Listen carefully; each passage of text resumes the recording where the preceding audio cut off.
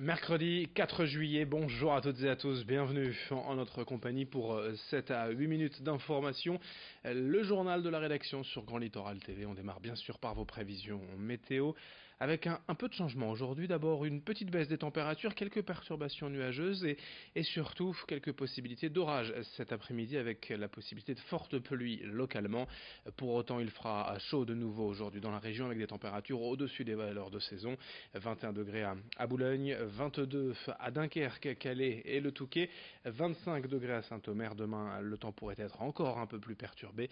On en reparlera bien sûr avec les prévisions météo complètes après ce journal. À la une, tout d'abord, le maire d'Ambleteuse, Arnaud Lelièvre Dubreuil, jugé hier au tribunal correctionnel de Boulogne. Une audience pour prise illégale d'intérêt, déjà étudiée par la justice en novembre 2016 et pour laquelle le maire avait été relaxé. Mais après un nouveau signalement des associations plaignantes envers le procureur de la République, l'affaire était de retour au tribunal hier. Tout remonte à décembre 2014 quand le maire participe au vote de la délibération du PLU, le plan local d'urbanisme rendant constructibles certaines terres agricoles appartenant à son père. Deux parcelles ayant aujourd'hui pris beaucoup de valeur, les trois associations d'Ambleteuse à l'origine de la plainte dénoncent donc un conflit d'intérêts. Explication au micro de Louis Caillé. La question que nous posons aujourd'hui, c'est comment se fait-il que cela a pu se faire? Je pense, parce que je crois à l'honnêteté de la majorité des élus, je pense qu'ils ont été abusés.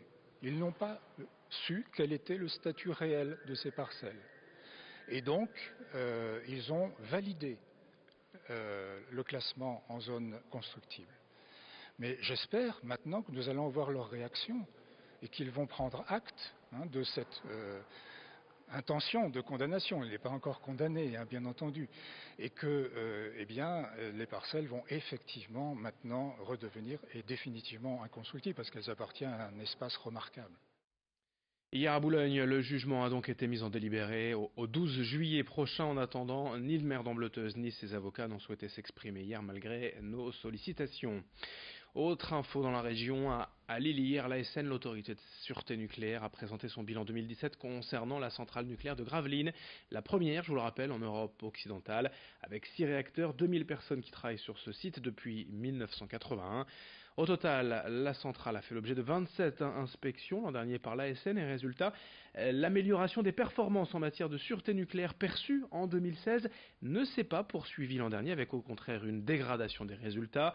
L'ASN continue à noter des faiblesses dans la maîtrise des accès en zone contrôlée et dans la prise en charge des intervenants potentiellement contaminés. Explication au micro d'Idil Gunay. Les accidents graves concernaient l'inspection du travail. Au niveau de la radioprotection, par rapport à 2016, on n'a pas eu d'incidents significatifs, donc ça s'est amélioré. C'était au niveau des chantiers, il y avait un chantier de sablage d'un réservoir, donc c'est des accidents hors de la zone nucléaire, et puis c'était des chantiers de voies et réseaux, en fait c'était à l'intérieur d'une tranchée pour passer des câbles, donc bien en dehors de la partie nucléaire, je dirais, de l'installation. Dans l'actualité régionale également, le département du Nord a voté la semaine dernière le projet Active Emploi.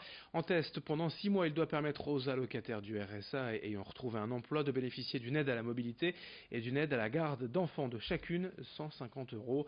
Près de 109 000 personnes sont aujourd'hui concernées par le RSA dans le Nord.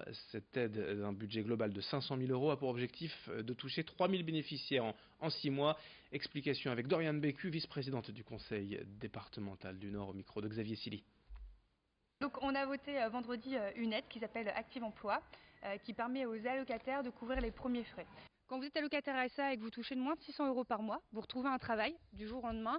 C'est compliqué parce que vous êtes déjà un peu dans le rouge, vous êtes découvert sur votre compte en banque et vous n'avez pas forcément assez d'argent pour payer le plein d'essence, louer un scooter ou payer la nourrice de vos enfants. Et donc cette aide qui peut aller jusqu'à 150 € peut être mobilisée en moins de 48 heures en accord avec le référent RSA qui accompagne l'allocataire et le département. On voulait vraiment quelque chose de très réactif. Dans ce journal également, tout autre chose. On enchaîne avec des images d'un nouveau bar éphémère sur la plage du Portel. Pour l'été, le Beach Club ouvre sa terrasse et propose ses transats les pieds dans le sable, avec de quoi se désaltérer, se restaurer face à la mer. Frédéric Bourguin a eu l'idée de ce bar éphémère, constatant qu'il y en avait très peu en fait sur le littoral de la Côte d'Opale. Alors que dans le sud de la France, ce type d'établissement fleurit depuis plusieurs années. Le Beach Club a ouvert samedi dernier à l'occasion du match de foot France-Argentine et restera ouvert tout l'été. Avec 80 places et un esprit résolument détendu, le concept devrait séduire les touristes mais aussi les locaux en quête de détente. Présentation au micro de Corentin Escaillé. C'est quelque chose qui se voit ailleurs, sur d'autres côtes, et ici il n'y en a pas tellement, et il y a une vraie demande, et moi c'est un vrai plaisir de monter ça. Effectivement c'est éphémère, ça fonctionne que quand il fait beau, et il y a une atmosphère qui est créée là pour faire vraiment, pour que les gens prennent vraiment du plaisir à venir ici, soient surtout dépaysés. C'est-à-dire que tout le cadre a été travaillé de manière à ce qu'on se sente un petit peu en vacances, sans avoir besoin de prendre la voiture. Et puis on termine ce journal avec la 3e édition régionale de la Cup des routiers. C'était hier à Hénin-Beaumont. 20 chauffeurs poids lourds issus de la région se sont affrontés toute la journée au gré d'épreuves théoriques, pratiques, d'un test de simulation et de manutention à l'arrêt.